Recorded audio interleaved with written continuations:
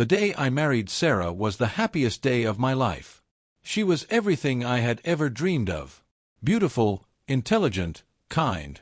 We stood at the altar, our hands intertwined, and I truly believed I knew everything about her. I was wrong. 3 years into our marriage, on a rainy Tuesday evening, there was a knock at our door. The kind of knock that changes everything. When I opened it, a stranger stood there with eyes that held secrets I didn't want to know. "I need to speak with Sarah Mitchell," he said. "Tell her Detective Marcus is here about the Reynolds case." My wife's maiden name wasn't Mitchell, and I had no idea who Reynolds was. But when I turned to call Sarah, I saw her face drain of all color. In that moment, the woman I thought I knew became a stranger. My name is David Chen, and this is the story of how my perfect marriage became my worst nightmare. Let me take you back to where it all began. 5 years ago, I was a software engineer at a startup in Seattle, working 80-hour weeks and living off coffee and ambition. My life was simple, predictable, boring even. Then came the company retreat, a mandatory weekend at some resort in the mountains that I'd tried desperately to get out of. I'm not much for team-building exercises and trust falls.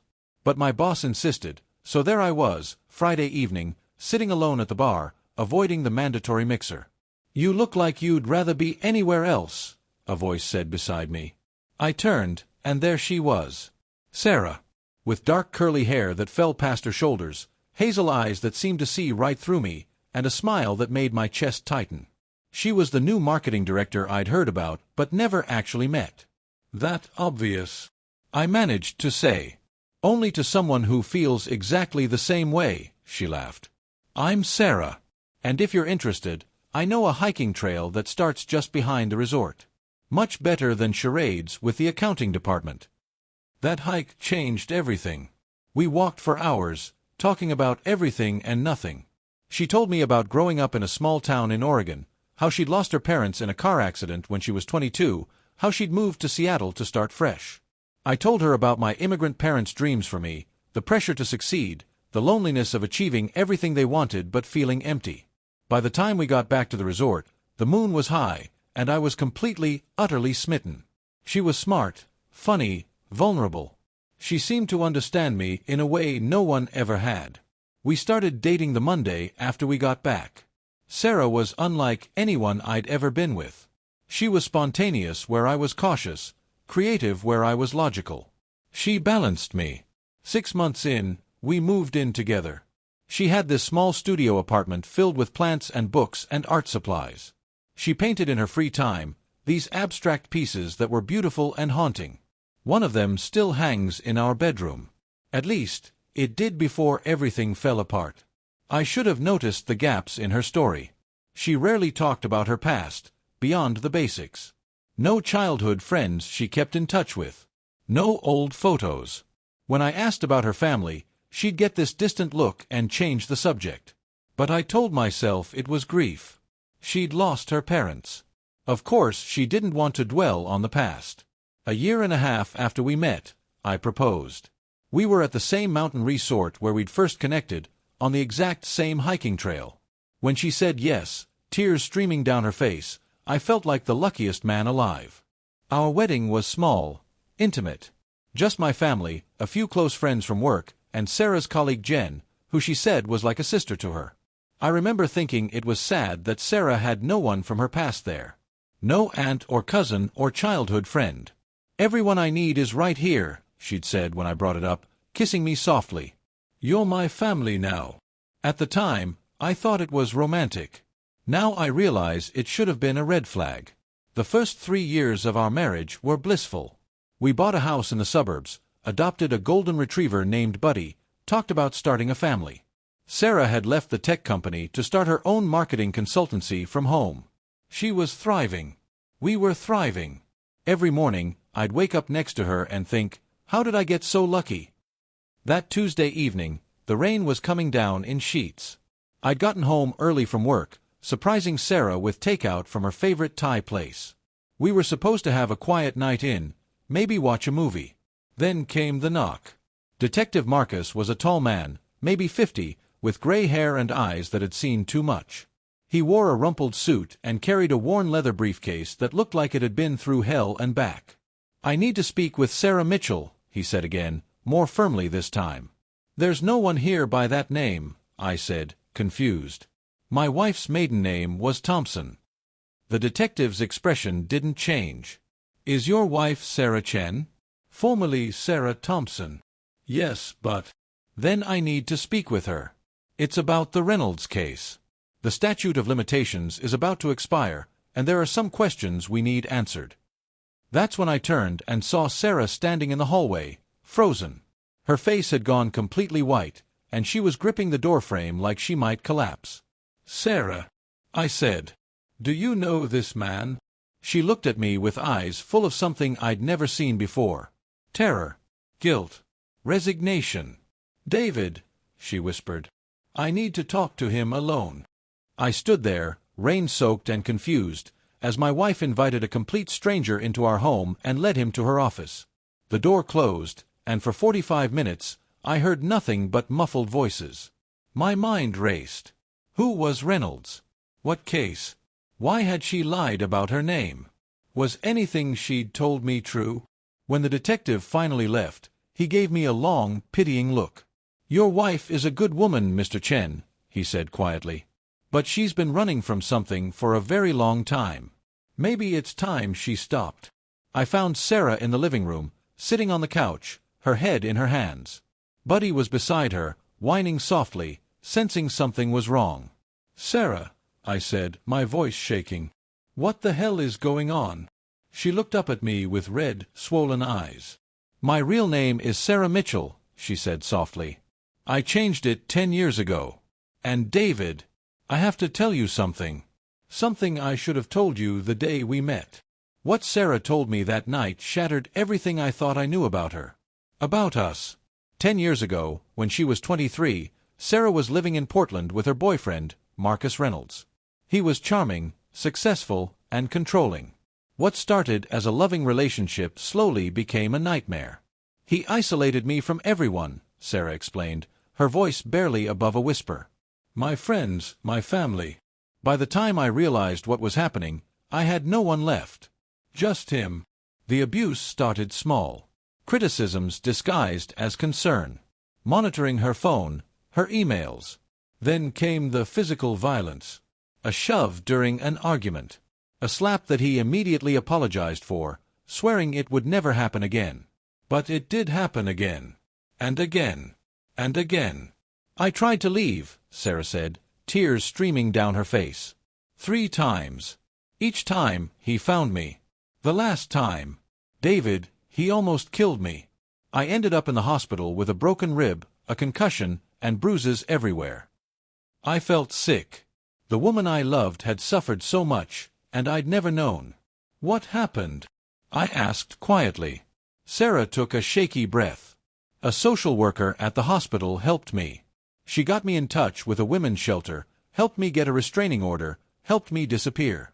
I changed my name legally, moved to Seattle, started over. I had to cut ties with everyone I knew because Marcus was obsessed with finding me. Even my parents." "Your parents aren't dead?" The question came out harsher than I intended. "No," she whispered. "They're alive. Living in Florida. I haven't spoken to them in 8 years. It was the only way to keep them safe, to keep me safe. David, I'm so sorry. I wanted to tell you so many times, but I was terrified. Terrified that if you knew the truth, you'd leave. Or worse, that somehow Marcus would find out where I was. I didn't know what to feel. Part of me wanted to hold her, to comfort her, to tell her everything would be okay. But another part of me felt betrayed. Our entire relationship was built on lies." "Why is the detective here now?" I asked. "Marcus was arrested 2 months ago," Sarah said. "He assaulted another woman. She's pressing charges, and they want me to testify about what he did to me. The statute of limitations on my case is about to expire, but if I testify, they can use my experience to show a pattern of behavior." "Are you going to do it?" She looked at me, her eyes pleading. "I don't know. If I testify, my name will be in the records. Marcus will know where I am. He'll know about you. David, he's dangerous. I've spent 10 years hiding from him. That night, I slept in the guest room. I needed space to think, to process. Sarah didn't fight me on it. The next few days were hell. Sarah and I barely spoke. When we did, it was stilted, awkward. The easy comfort we'd always shared was gone, replaced by tension and uncertainty. I called in sick to work and spent hours researching. I found articles about Marcus Reynolds. He was a real estate developer in Portland, well-connected and wealthy. The kind of man who could make problems disappear. The kind of man who probably had the resources to track down anyone he wanted to find. I also found the police report from Sarah's final hospitalization. It was brutal. 3 broken ribs, not one. A fractured cheekbone. Severe internal bleeding. The photos made me physically ill. I called my best friend, Tom, desperate for advice. "Man, I don't know what to tell you," Tom said. "On one hand, yeah, she lied to you. That's massive. But on the other hand, she was running for her life. Can you really blame her?" "I don't know," I admitted. "I feel like I don't even know who she is anymore." "Do you still love her?" That was the question, wasn't it? Did I still love her? On the 4th night, I found Sarah in her office, surrounded by old documents. Photos of her with people I didn't recognize. A birth certificate with the name Sarah Mitchell. Legal papers from her name change. "What are you doing?" I asked from the doorway. She looked up, startled. "I'm going to testify," she said.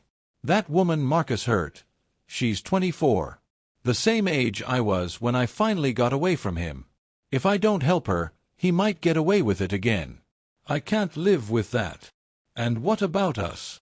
I asked. "What about the fact that you built our entire relationship on lies?"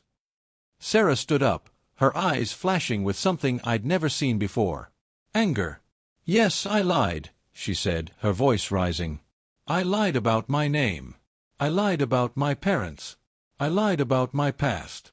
But everything else, everything that mattered, that was real, David. My love for you is real. The life we built together is real. I'm sorry I wasn't brave enough to tell you the truth from the beginning, but I was terrified. Terrified of losing you. Terrified of Marcus finding me. Terrified of being that broken, scared girl again. How do I know what's real anymore?" I shot back. "How do I trust anything you say?" "You don't," she said quietly, the fight draining out of her. "You don't know.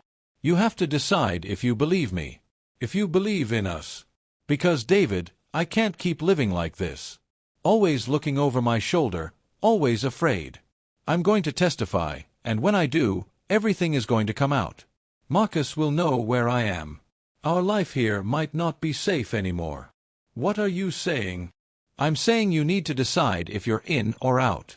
Because if you're in, things are about to get a lot more complicated. And I won't blame you if you choose to walk away. But I need to know now." I spent that night driving. Just driving through the city, past our favorite restaurants, the park where we'd walk buddy, the movie theater where we'd had our first date. Everywhere I looked, I saw our life together. And I realized something. Sarah had lied about her past, yes. But everything we'd built together, everything we'd shared, that was real. The way she laughed at my terrible jokes. The way she held my hand when I was stressed about work.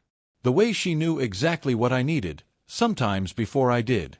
She'd been protecting herself. And honestly, after what she'd been through, could I really blame her? When I got home at 2 a.m., Sarah was still awake, sitting in the living room in the dark. "I'm in," I said simply. She looked up at me, hope and fear warring in her expression. "What?" "I'm in," I repeated, sitting down beside her. "I'm angry. I'm hurt. And I don't know how long it'll take me to fully trust you again. But I love you, Sarah. I love the woman I married. And yes, you lied about your past. But you survived something terrible, and you built a whole new life. That takes strength. Courage. I'm not going to abandon you now." Sarah broke down, sobbing into my chest. I held her, and for the first time in days, it felt right. The next few weeks were a whirlwind. Sarah met with prosecutors, went over her testimony again and again. I sat in on some of the meetings, hearing details about her abuse that made my blood boil. We also took precautions, changed our locks, installed a security system. I even took a few self-defense classes, though I felt ridiculous doing it. Sarah also did something I never expected. She called her parents. I was in the kitchen when I heard her voice from her office, shaky and emotional. "Mom, it's Sarah." I couldn't hear the other side of the conversation, but I could hear Sarah crying, apologizing, explaining. An hour later, she emerged, red-eyed but smiling. "They want to come visit," she said. "After the trial. They want to meet you." I hugged her tight. It felt like we were finally moving forward. The unexpected visitor. 2 days before Sarah was scheduled to testify, I came home from work to find her standing in the driveway, staring at our front door. "What's wrong?" I asked, my heart racing. She pointed. Someone had spray-painted a message on our door, "Liar." I called the police immediately. They took a report, but there wasn't much they could do. No cameras had caught the vandalism. No witnesses. "It's him," Sarah whispered that night. Somehow, he found out. The prosecutor confirmed our fears. Marcus Reynolds had been released on bail. And while he was under strict orders not to contact Sarah or the other victim, there was nothing stopping him from hiring someone to intimidate her. "You don't have to testify," the prosecutor said gently. "We have a strong case with the other victim. We can make this work without you." Sarah looked at me. I could see the fear in her eyes. But I also saw determination. "No," she said. "I'm testifying. He scared me for the last time." I squeezed her hand. "Then I'll be right there with you." The day of Sarah's testimony arrived. I sat in the courtroom gallery, watching as she took the stand. She looked small up there, vulnerable. But when she started speaking, her voice was steady. She told the jury everything. About how Marcus had charmed her at first, how the control had crept in slowly, how the violence had escalated. About the times she'd tried to leave and been dragged back. About the final beating that had nearly killed her. Marcus Reynolds sat at the defense table, perfectly composed in an expensive suit. He looked like any other successful businessman. But when Sarah described what he'd done to her, I saw his jaw clench. The defense attorney was brutal during cross-examination. "Isn't it true, Ms. Chen, that you changed your identity illegally?" "No," Sarah said calmly. "I changed my name legally through the court system."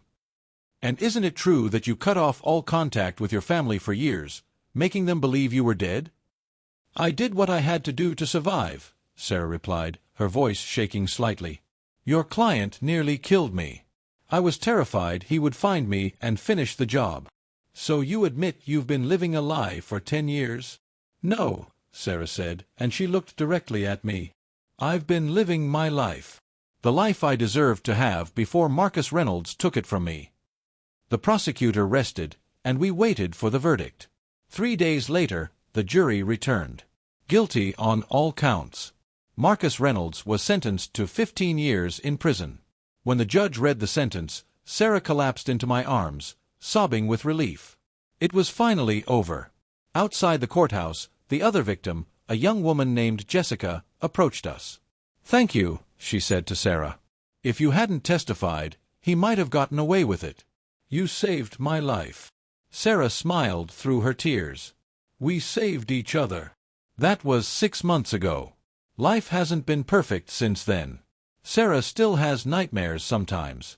I still have moments where I wonder what else I don't know about her past. But we're working on it.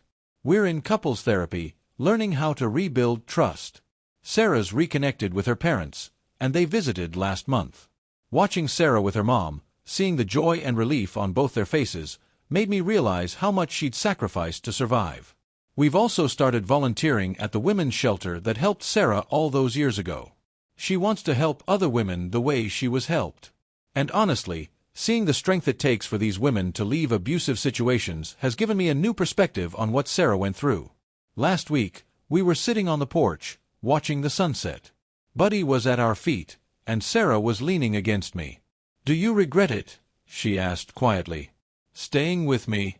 Going through all of this. I thought about it for a moment. No, I said honestly. It's been hard. Probably the hardest thing I've ever been through. But Sarah, you're worth it. We're worth it. She smiled, that beautiful smile I'd fallen in love with. I love you, David Chen. I love you too, Sarah Mitchell Chen, I said. Because that's who she is now. Not Sarah Mitchell, the abuse survivor. Not Sarah Thompson, the lie. She's both and neither. She's the woman who survived something terrible and came out stronger. She's the woman who built a new life from nothing. She's the woman I married. And yeah, her past caught up with us. It turned our lives upside down. But it also brought us closer together. It taught me that love isn't about knowing every detail of someone's history. It's about choosing to stand by them, even when things get complicated. I married the perfect person. I still believe that. Because perfect doesn't mean flawless. Perfect means perfect for you. And Sarah, she's perfect for me.